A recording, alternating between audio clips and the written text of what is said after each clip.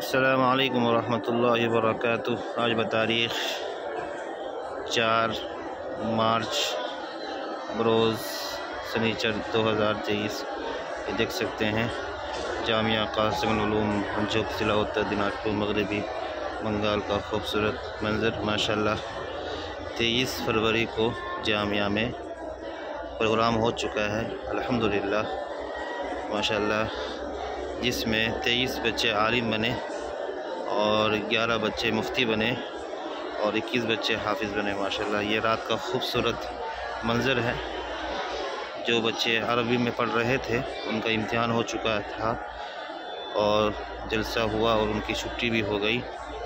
माशाल्लाह ये देख सकते हैं ये मस्जिद है और जो बच्चे हिफ्ज़ में थे अभी उनकी छुट्टी नहीं हुई है, उनका इम्तिहान होना है इंशाअल्लाह और 15 शाबान को उन बच्चों की छुट्टी होनी है इंशाअल्लाह। ये देख सकते हैं रात का खूबसूरत मंज़र है माशाअल्लाह। ये मस्जिद है।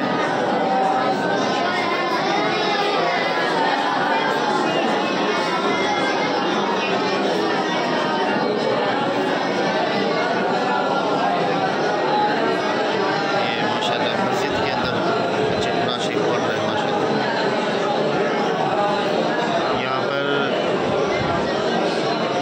शरीफ की तालीम होती थी, उनकी छुट्टी हो गई माशाल्लाह। ये